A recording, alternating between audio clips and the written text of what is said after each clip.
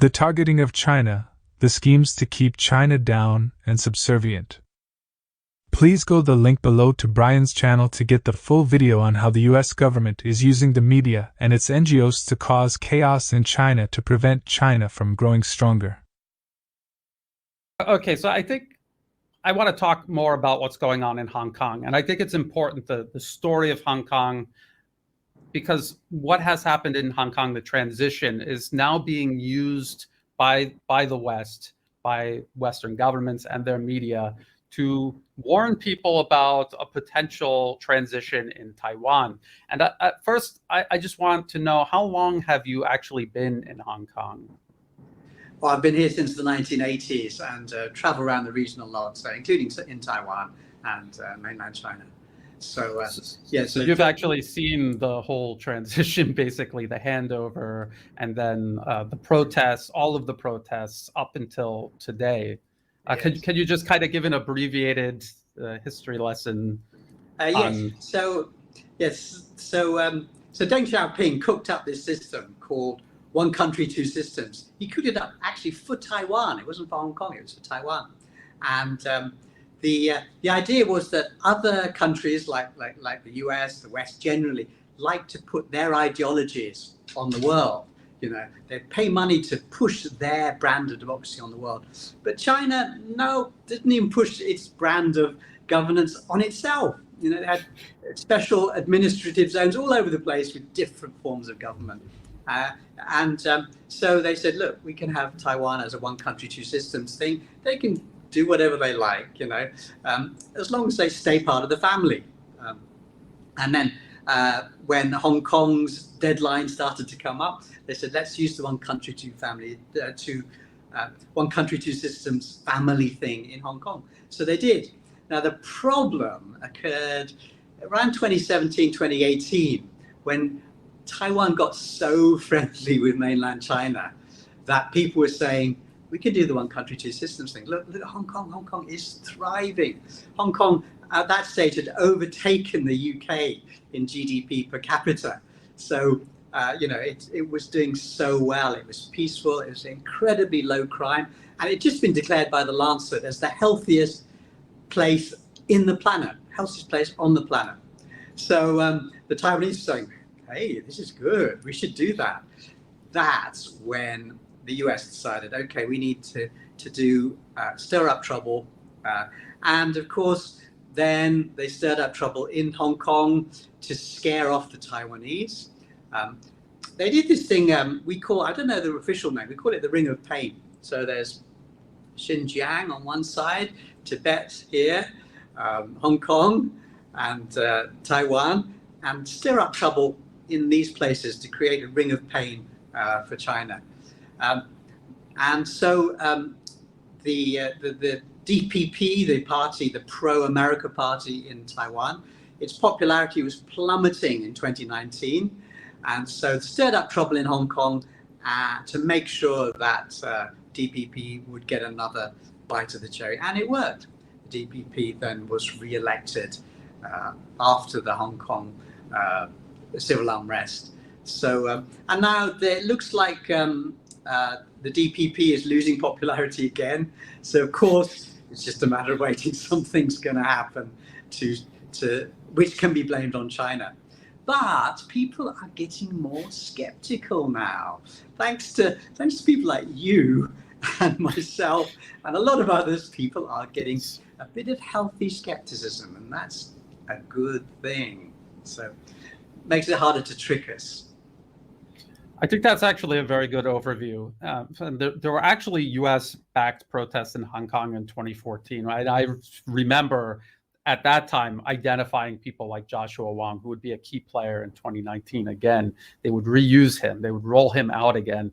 But then there was the national security law, which had always existed. It just had never been implemented, if I'm not mistaken.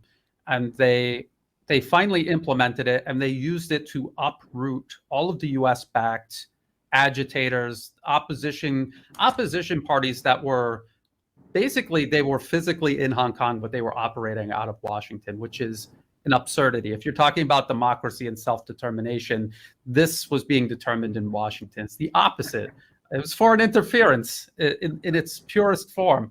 And so they used the national security law to uproot all of this. And the Western media, and I want to hear your take on this, the Western media portrays that as the destruction of the one country, two system arrangement. They said, look, Hong Kong, they've completely ruined it. There's no democracy there anymore. There's no freedom. You live there. So can you tell us about if that's true, or if the one thing that changed was the United States' ability to interfere in Hong Kong? Right, yes.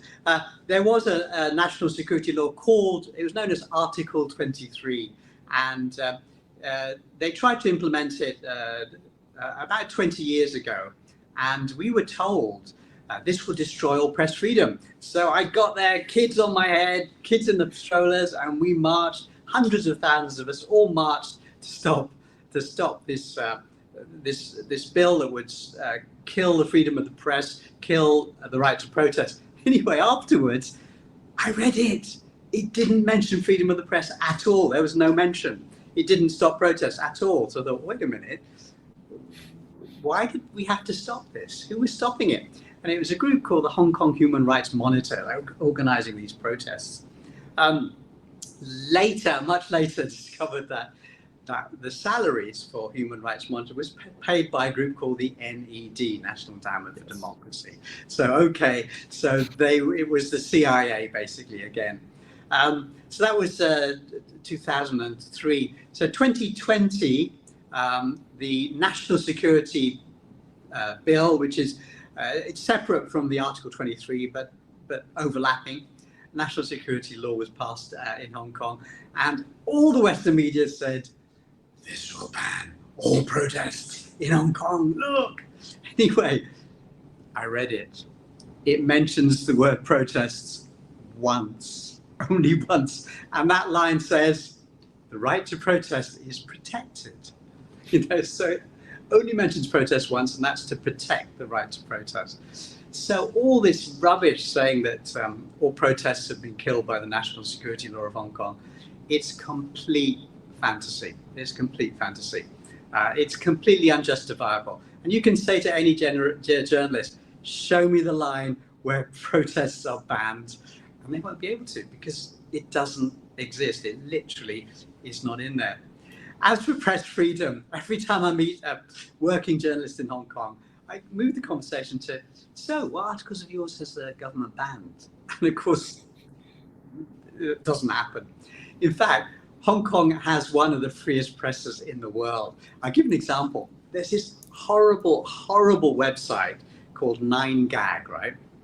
And it's absolutely vicious. It's brutally racist, it's brutally bigoted and proud. A lot of the actual memes that they share actually say racist and proud of it. And they're all upvoted like mad. Anyway, they claim to be the world's biggest meme site. And it's right up there on the chart of the world's biggest websites. And it's based in Hong Kong, started by Hong Kong protest-minded people. And it's still going. And I can get my phone and show you today pictures of Xi Jinping dressed up as Winnie the Pooh with Photoshop. I can show you vile attacks on Chinese government, vile attacks on the Hong Kong government. And it's all Hong Kong based, right, from a Hong Kong website. So some of this stuff would not be allowed, I think, in other countries. It's so vicious. So not only is the fact that Hong Kong has lost its free press, not only is that a lie, it's the opposite of the truth. Hong Kong is freer than ever. Thanks for watching the video, and please consider liking, sharing, commenting and subscribing to the channel. Thank you very much.